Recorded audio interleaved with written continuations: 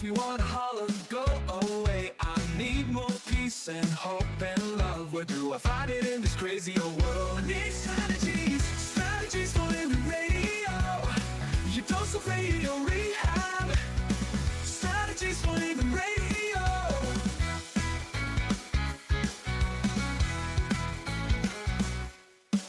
Every time I listen, Lauren and David share strategies for living, and it makes me aware. I've got strategies for living, strategies for living radio. Your dose of radio rehab. Strategies for living radio. Your dose of radio rehab. We really do need them. We do. We do? Yeah, we do. We need them. Right. We need those strategies. Strategies for living. Are you ready? You ready for your daily dose of radio rehab? I think I'm ready. You think so? Yeah.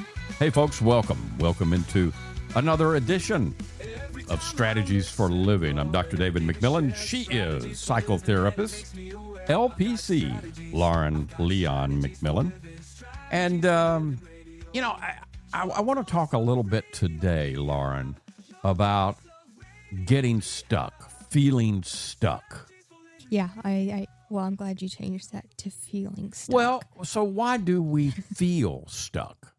I want to explore that a little bit today. Okay. Why we feel stuck. Yeah. But I'm glad you picked right up on the feel, because we're never truly stuck. no, we're not. We can't be. On any Yeah, level. it's impossible Yeah. because of who we are and what we are.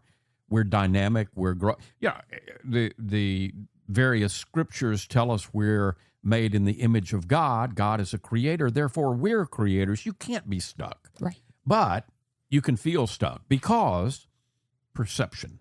Right. And perception is reality. And because the human ego and the way we fight against what is. Yeah, exactly. All the ways we block ourselves. Absolutely. And so we feel stuck, but we never are. And the fact is, the great news is that small changes in any area, and we're going to talk about some specific areas today. Mm-hmm. So small changes, this is good news, it's great news. Small changes in any area, repeated, beget change in all areas. Absolutely. And then if we focus on another area and we make small changes there, it begets more change. And therein lies, we've given the secret right at the beginning of the program. I like that. Yeah. But we still need to dive in, because we need to all understand, why is it that we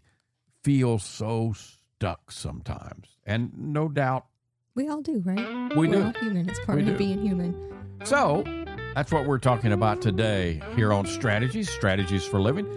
We appreciate you, and we appreciate our sponsors who make it possible. The Robinson Film Center, Azalea Cleaners, Pintail Roofing, the Balanced Life Wellness Center. Wait, no, it's now Restore. Fertitta's Delicatessen, home of the Muffy, SRT Sales Training, Uprising, Addiction Center, and Mira Direct Primary Care. Why do we feel stuck? We're looking at it today here on Strategies for Living.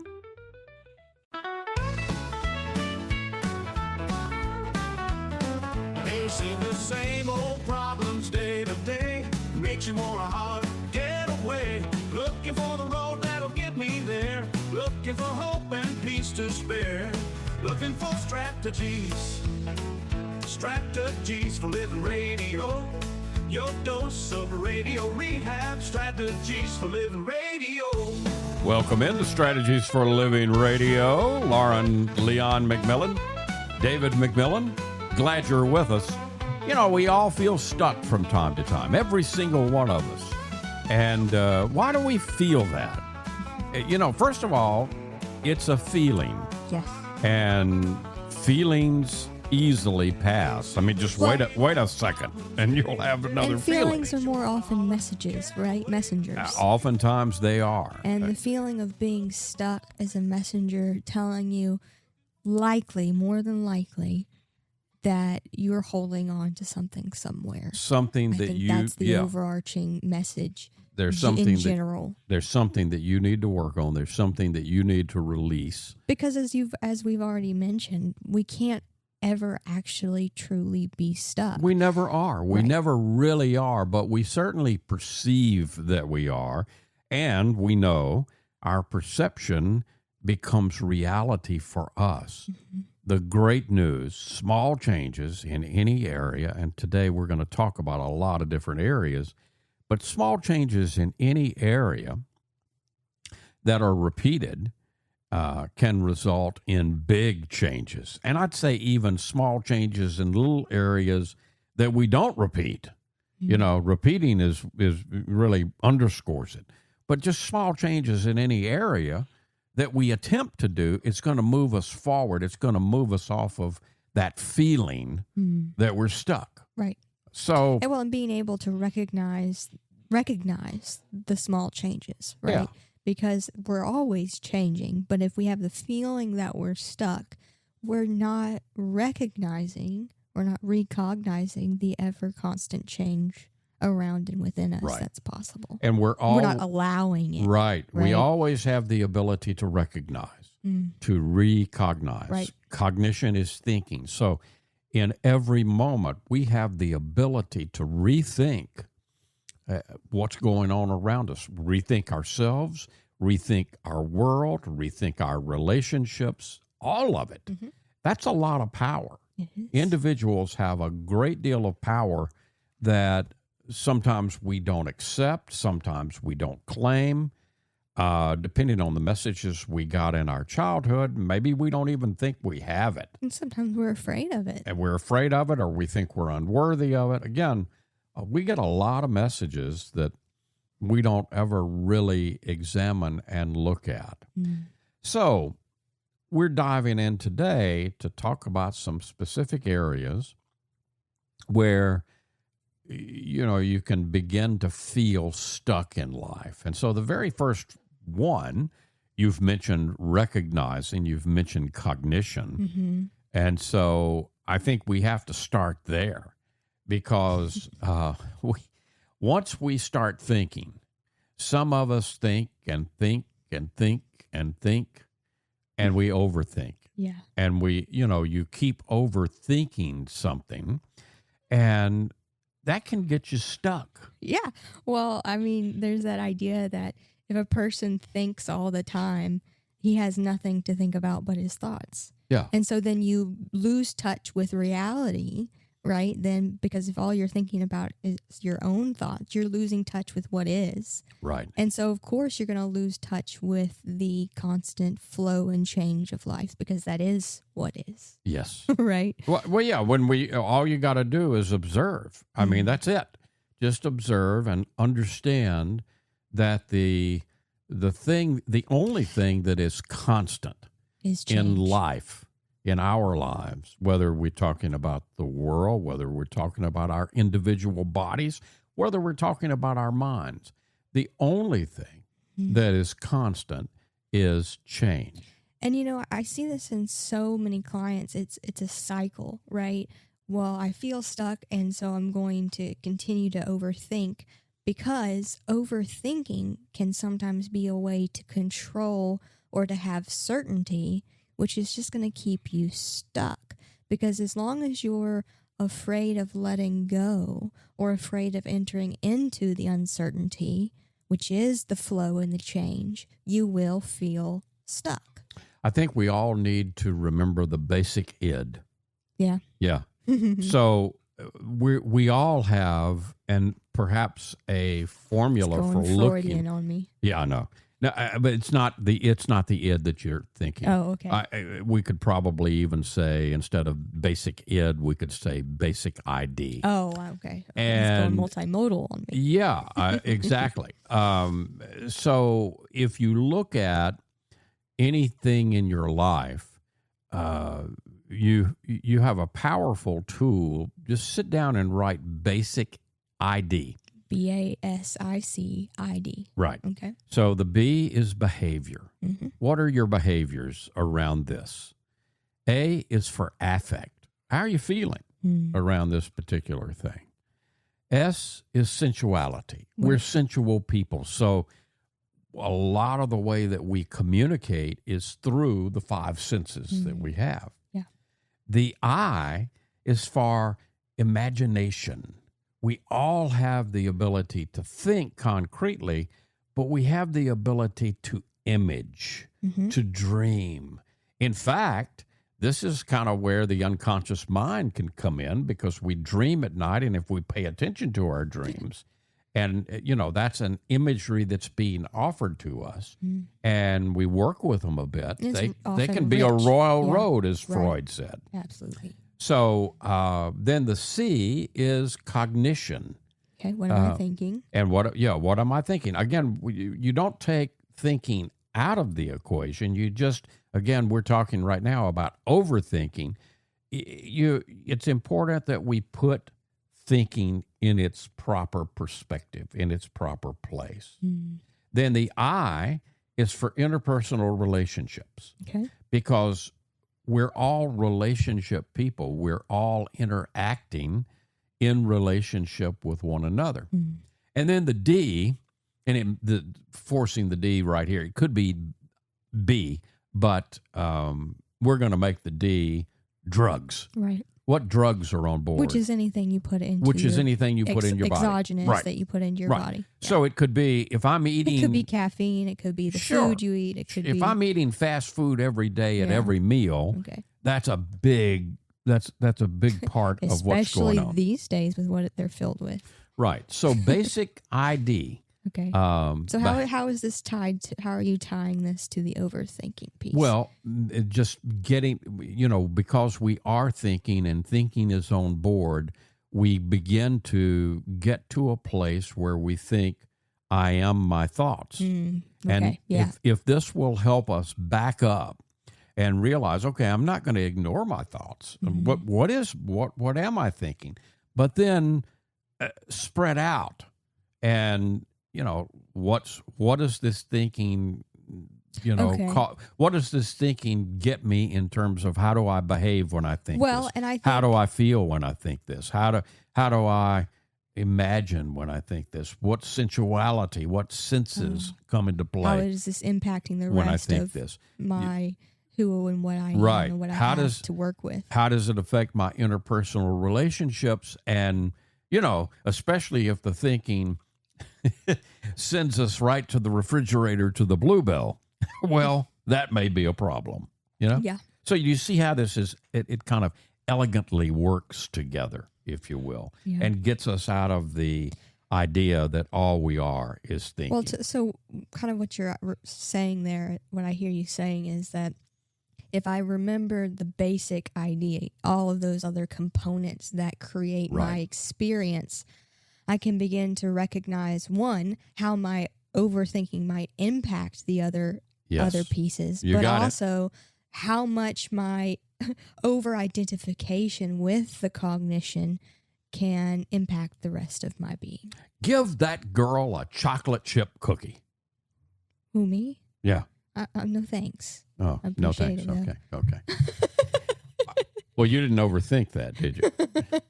Okay, another way we get stuck is comparison. We compare our life to others. Now, let's pull this apart. Okay. Okay.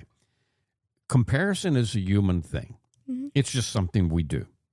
However, we need to be very aware, stay very, very aware that we do this, because when I compare myself to anyone, one of the first problems that I need to be aware of is I'm not the person I'm comparing myself to, and they're not me. In fact, there's no one else like me Right. on this planet, and never has been, Never will be. never again. will be again. Each individual is unique in and unto themselves. And if we could, In composition of not only our biology, but then the beautiful combination of who we are physically, emotionally, mentally, and spiritually right. are incredibly unique to us. And we each have, especially from a spiritual level, we come in with different tasks and different areas of growth and missions on earth. And it's our job to figure out, what is my specific task for this lifetime? Yeah. What am I supposed to be doing?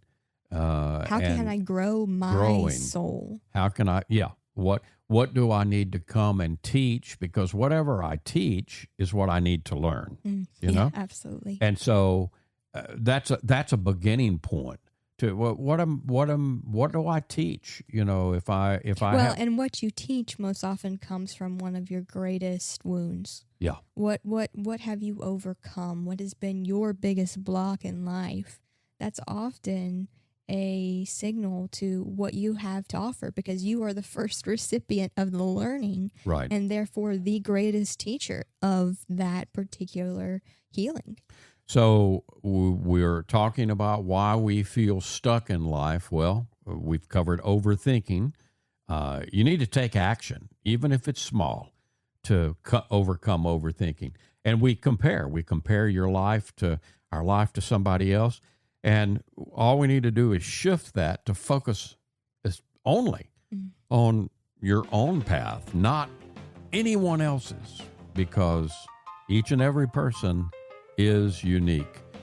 Why do we feel stuck? We never really are, and perception is reality. Good news, small changes lead to big growth. Talking about that today here on Strategies for Living. Come back with us.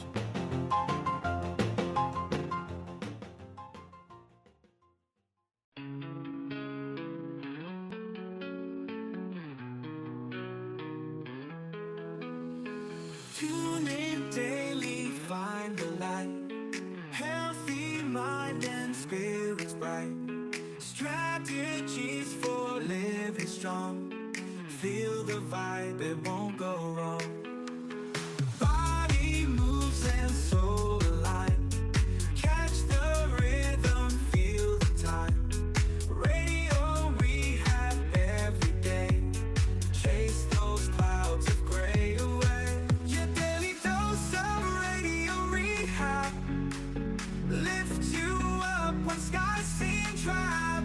Mind and body, spirits free.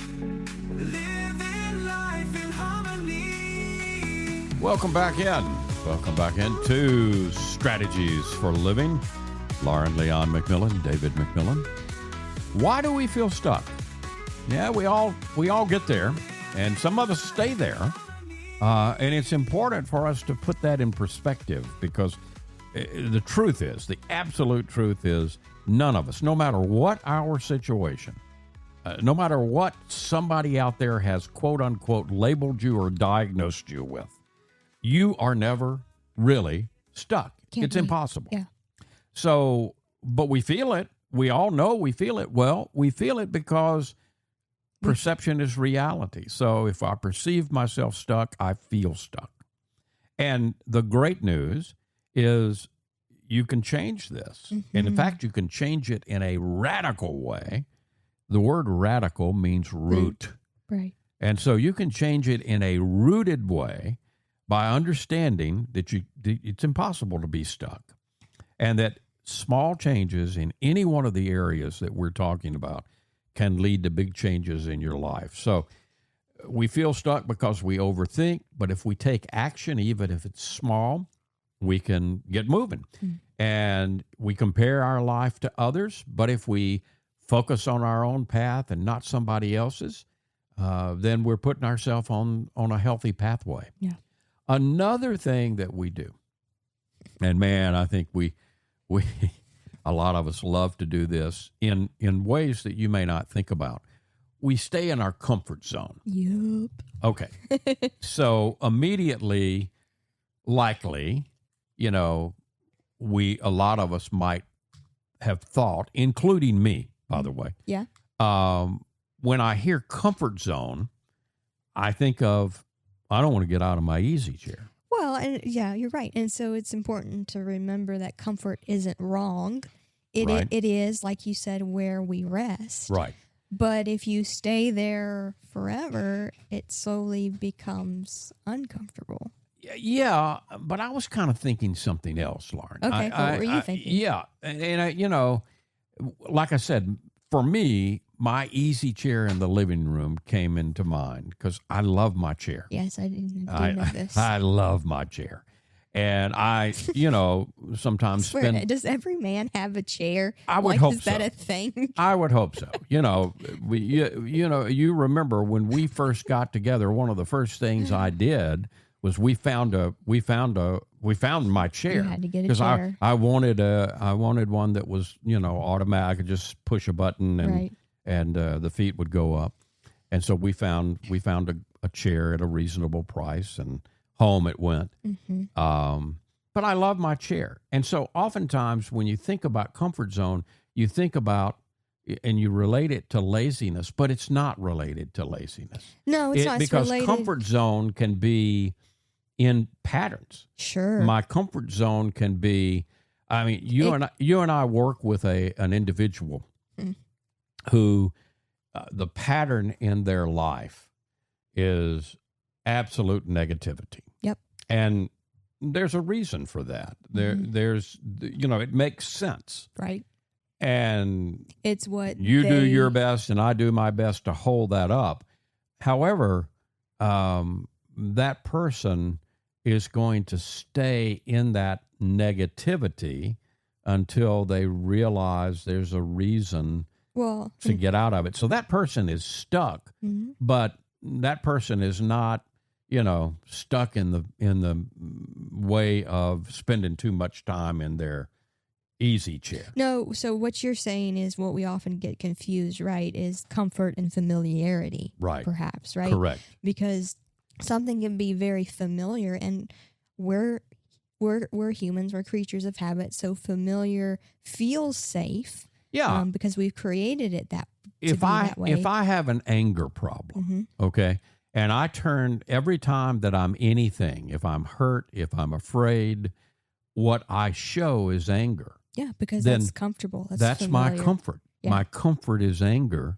And yeah, and I would encourage us all to kind of think about what is your comfort feeling? Like, which feeling are you most comfortable expressing? It could be anger. It could be sadness. Yeah. It could be anxiety. it could be depression. Yep. I mean, we all know, think of the character Eeyore. Right. Right? Yeah. And Eeyore's comfort zone is, oh my goodness, it's going to rain. Yeah. Yeah. Kind of a negative victim. Yeah. Depressive feeling. That makes Eeyore feel okay. Mm-hmm. Doesn't mean Eeyore is okay. No. But it makes Eeyore feel okay. Because he knows it well, it's familiar, and Right. he knows what to do with it. And that's the comfort zone. So Yeah. I think that's important. Yes, I can spend too much time in my easy chair. Mm-hmm. However, I need to look at other places in my life, like you're illustrating. If my go-to thing is anger, well, then that could be a comfort zone for me. Mm-hmm. And that, you could make Well, and we big could have, time changes in your life by looking at that and examining that, maybe doing some work around that. Yeah. I mean, we could have comfort habits, right?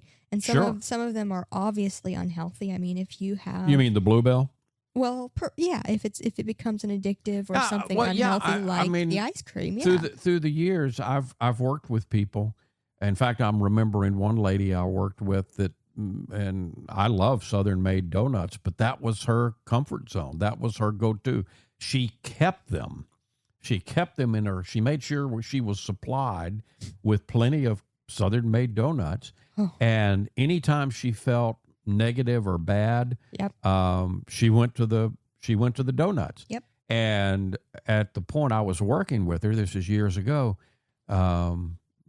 she did not need another Southern made donut. Okay. Yeah. Now, the good news is she got healthier, and instead of making a trip to Southern Made multiple times a week, she would make it a couple of times a month and use it. The first thing we did was shift it to using it as a reward for working on the things that she needed to work on to get herself out of the stuckness, if that makes sense. Yeah, sure. Yeah. Yeah. And so, but, and I haven't seen this particular person in a while or talked to her in a while, but my hope is that there's no more, my apologies to Southern Maid. My hope in this particular person's case is there's no Southern Maid in the house. Yeah. You know, because that was the comfort. That was the go-to comfort. Well, and but this could easily have been Bluebell ice cream. Right. It could be it could be a T-bone steak. It could be anything. Cigarettes, alcohol. Yeah. And none of that stuff. I certainly don't want anybody to think I think there's something wrong with Southern Maid, because I don't. I love Southern Maid donuts. I don't want anybody to think I think something's wrong with Bluebell ice cream. I love Bluebell ice cream. But I've got to keep it in perspective. In balance. Yeah. And due to my recent health, when I go to the grocery store, I just don't go down the counter where the Bluebell is. Yeah. Yeah.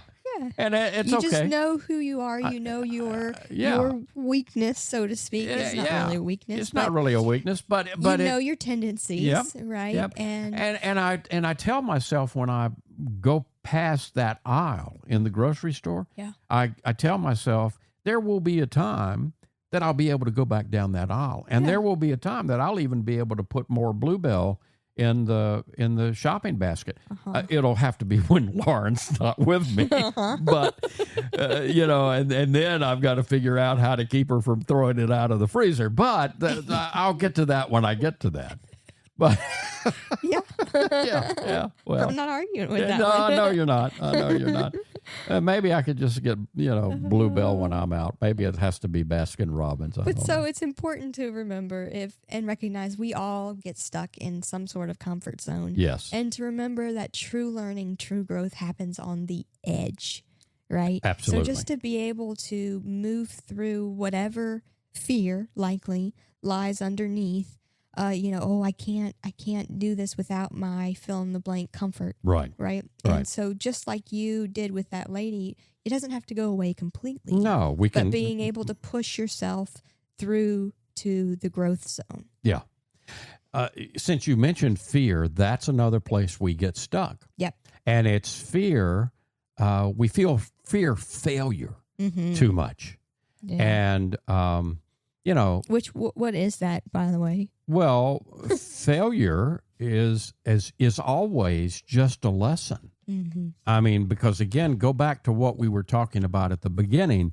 If constant change is the only real thing in life that is absolutely guaranteed, then we have to understand that there's no such thing as failure. Right. And failure's then becomes a lesson, not an end. Yeah, and I would almost propose then, therefore, there's actually really no such thing as a fear of failure. You have a little digging or excavating to do if that's where you land. Yeah. Like, what is it about? How do you define failure, first of all? And so then what are you truly afraid of? Is it judgment, right? Is it being, quote unquote, wrong? Is it being seen? Is it being messy or vulnerable? All of those things can kind of come under the umbrella of the fear of failure. Absolutely. Right? Some of the greatest minds, some of the greatest people that have impacted our history have been people who have failed. I'm thinking immediately because of America's 250th birthday. I'm thinking of Abraham Lincoln, who lost most elections that he ever threw his big old hat into. Yeah. But also Edison, right? Edison, but he, Lincoln stayed at it, and most people would say because he was the 16th president of the United States, and he came into our collective lives at a point that we were so divided that we broke out in a civil war. Abraham Lincoln saved the Union. Most people agree. We're talking about feeling stuck today. No such thing as there's really no such thing as being stuck. But we perceive it. Yeah, we perceive it. Perception is reality. We're talking about why we feel that way. And, of course, through talking about why we feel that way, it's the way out. More coming on Strategies for Living.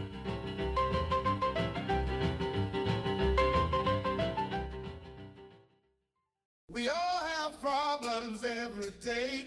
We all need help along the way. We need strategies, strategies, strategies for living radio. Welcome back in. Welcome back into Strategies for Living Radio. Okay, this is one of those programs, Lauren. This is one of those programs. We're talking about why we feel stuck. This is one of those programs there where if you tuned in because you're listening on the radio and you tuned in 10 minutes in, you may want to hear the whole thing. Or you tuned in at the very end of it. You might say, I wish I had all of the other ones. Oh, well, you can. You can. That's a real easy thing to do. We're in podcasts. Wherever you listen to podcasts, plug in Strategies for Living, and we should pop up, and along with hundreds of other episodes, including this one. There you go. And, just wherever you get your podcast, search Strategies for Living. Yep. And you'll see the little cartoon image. Yeah. The little Lucy Peanuts image, Lucy in the booth. Yeah. So you'll see that, and except ours is a radio booth. There you go, quote unquote. So just hit subscribe, and you'll never miss an episode, and you'll get lots of info. We're in our 33rd season. Yeah, we're getting close to 34. So why do we feel stuck? Well, we never really are, but perception is reality. If we can make small changes in any area, we're golden. So the ways we've talked about so far, you keep overthinking, you compare your life to others, you stay in your comfort zone, you fear failure too much. Let's talk about another one. You lack clear direction. So, okay, I've got to know, at least a couple of things in terms of making change in my life that, I got to know where I am now. Yep. And I got to have an idea of where I want to go. And I want to kind of asterisk that. You don't have to have a real clear picture of like literally where you want to go, but just some inner compass in terms of your values. Yeah. Like, it doesn't have to be, well, I want to become a great doctor in this field.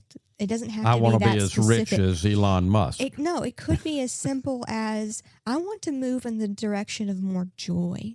Okay. I want to move in the direction of more empathy. I want to move in the direction of more helping others. Yeah. That's still some direction. It may not be a specific goal, but that's enough direction to help you to move forward. Right.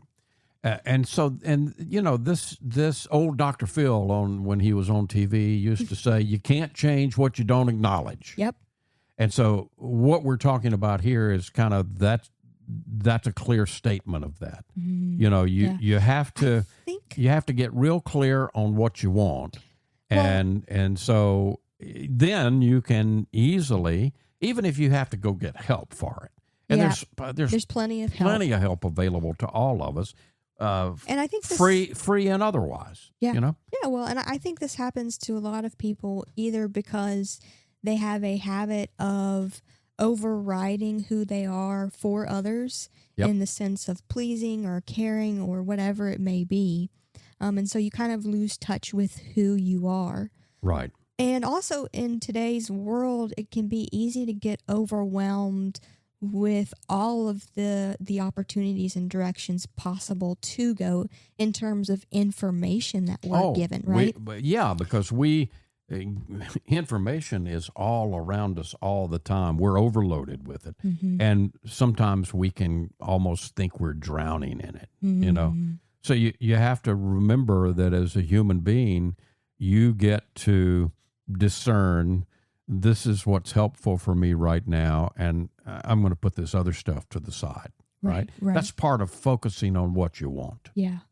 And sometimes you actually don't need more direction, because I think we can get kind of hyper-focused on, well, I need this specific instruction or this specific information, Yeah. and that can keep a person stuck. Yeah. So sometimes you don't even really need more direction, but you need more trust in yourself and in your own inner guidance to push you forward in direction. Yeah.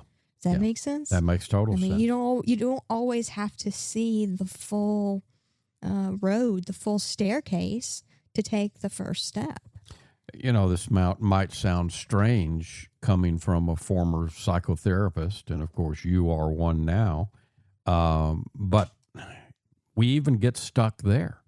We can, some people can get to the place where, okay, you've made some positive changes within therapy, and you begin to hold on so tight that you won't jump out of therapy. Mm-hmm. I mean, Yeah. And this is a problem I think every therapist has.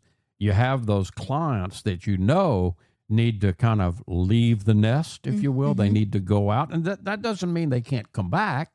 It just means they need to go out and live life. And embody and apply what they right. have learned and taken in. not be dependent on a weekly or a couple of times a week therapy session.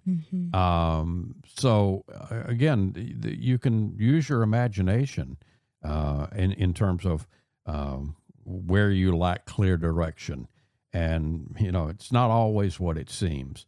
Last but not least, consistency. You don't stay consistent. This is a biggie. Yeah. This is one. I mean, obviously there's a diagnosis out there called attention deficit disorder, attention deficit hyperactivity disorder. And I think both you and I qualify and I do, to varying degrees. There's no question about that. But you know what? I think we're an ADHD nation. I think we are an ADHD culture because there's so much that we deal with, and we're pulled here, we're pulled there, we're pulled the other place.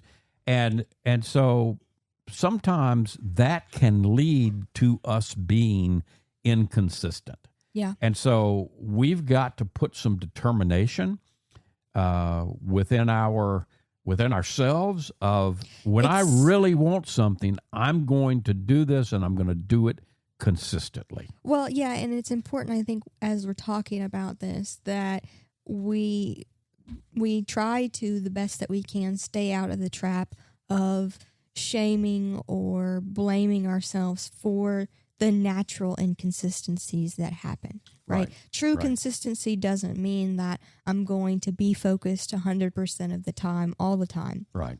It just means that I am compassionate and devoted enough to return to what it is that I value and want to create again and again and again, right? Because we all know that our motivation comes and goes, just like our feelings. Absolutely. So consistency says, I'm going to show up as I am and do what I can for what I'm going to devote to this. There you go. No matter what, and accept that.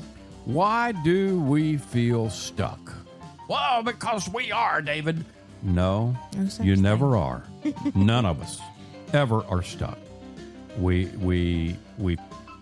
perceive it, and perception is reality. But the fact is, small changes in any of the areas that we've talked about today can lead to massive growth and change in your life. Talking about it today here on Strategies for Living.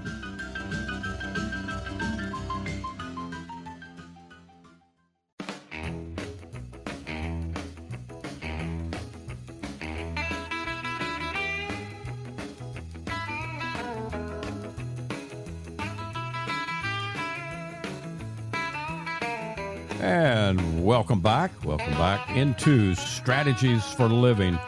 Why do we feel stuck? You never really are, but perception is reality, and small changes can lead to massive growth. We have covered a lot of ground today. Lauren, what's your takeaway from all the places we've been today? I think one of the biggest recognitions that we can have is what we've said over and over again, right? Which is that life itself is always moving. I mean, it's a literal stream of consciousness. And just like any true stream or river, it's always moving, always changing. So you can never step into the same river twice. Right. And so when we feel stuck, it's often because we're fighting that flow in one form or another, right? Our minds are holding on tightly, perhaps to how things should be or how they ought to be, or what feels familiar. And so when we feel stuck, use that as kind of an alert button within yourself to say, I'm holding, and how can I loosen? How can I begin to recognize and allow flow back into my life, and just to recognize it flowing around me? Absolutely. Why do we feel stuck? We never really are, but we can overthink, we can compare, we can stay in a comfort zone, we can fear failure, we can lack a clear direction, and we don't stay consistent. And any change in any one of those areas can lead to big change in our lives. That's the great news. It is. Folks, thank you. Thank you for tuning in. Thank you for being a part of Strategies for Living. And we appreciate our sponsors who make it all possible, the Robinson Film Center, and Azalea Cleaners, and Pintail Roofing. Oof. And, I'm not going to say the Balanced Life Wellness Center. Okay, I'm going to say Restore, because I'm glad you're not stuck on it. I'm not stuck. No.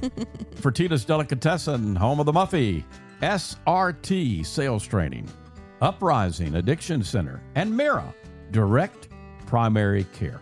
If today were the last day of your life, you only had one more phone call to make, who would you call? What would you say? And why are you waiting? Make the call. For Lauren Leon McMillian, I'm David McMillian. See you next time right here on Strategies for Living.